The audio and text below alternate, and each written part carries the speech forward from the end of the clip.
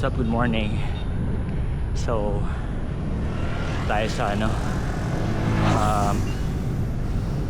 yung straight na may konting ahon bago yung paakyat ng Pangkol. So this is 45.73 kilometers already from Leo. And yeah, 6:33 na. Medyo mabagal ako, lakas ng headwind. And napalihan tayo ng gears kanina. Hindi ko alam kung bakit. Pag alis ko kahapon, tinono ko na to pero eventually ganun talaga pag bago yung kadena, parang break-in period niya din. So yeah, sana tuloy-tuloy yung pabalik.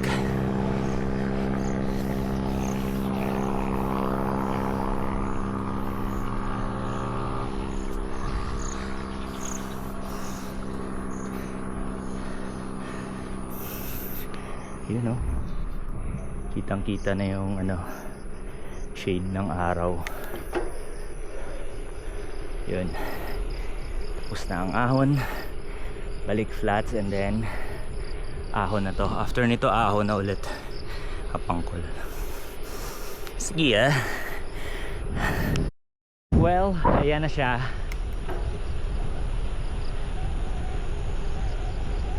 Ayan na siya.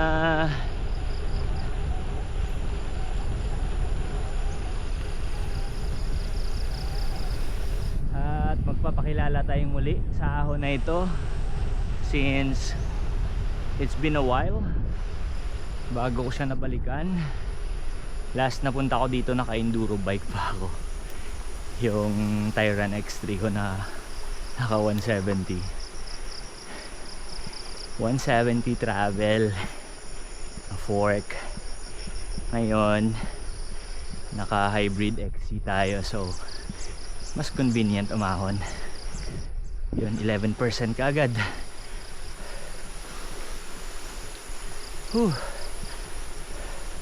Siguro from here mga 10 kilometers na lang, tay-tay na galing Pangkol.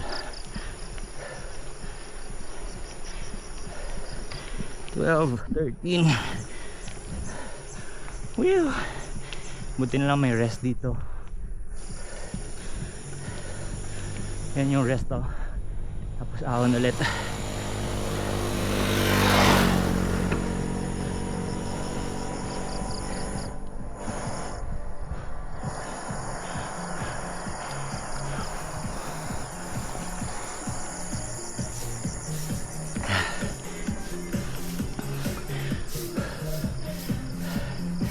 Morning. Morning po.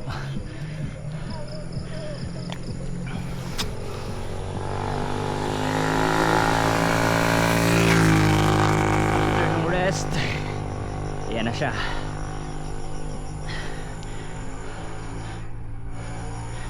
So parang tatlong siko.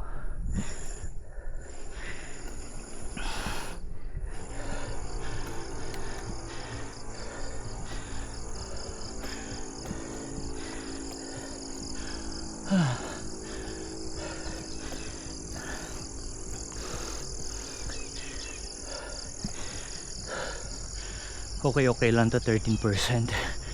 Yung reverse nito medyo mas aggressive.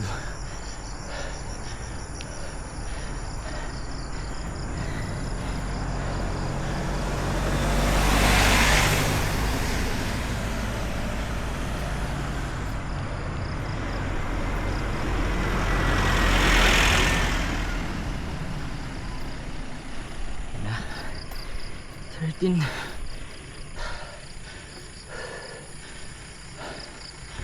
Amog.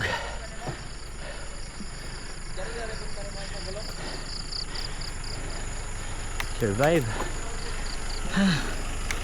And tulusong na tayo. No? Lusong. Rest.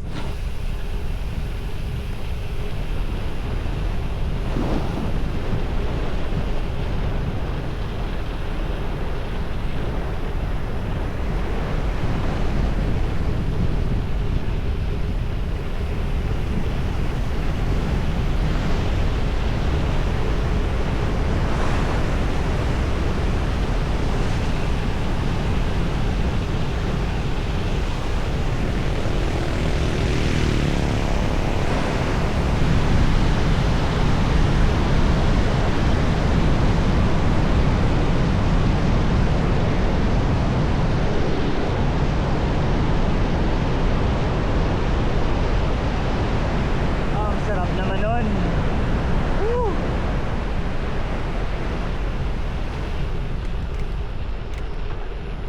Yes sir.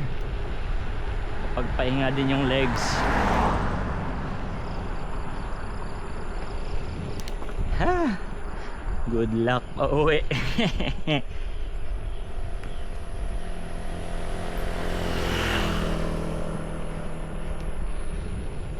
I think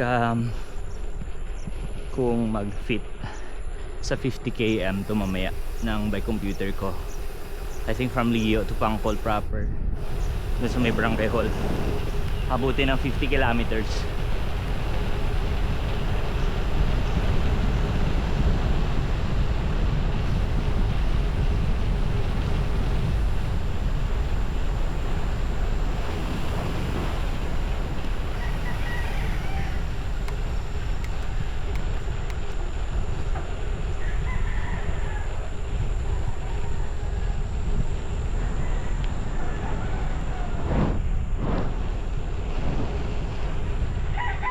Yung covered court nila, oh. Says barangay zone na hindi umabot ng 50, so it's 48.80, close. Yeah, so from here I think 10 to 15 kilometers bago yung Taytay. Yeah, I'll see you. Ako na naman.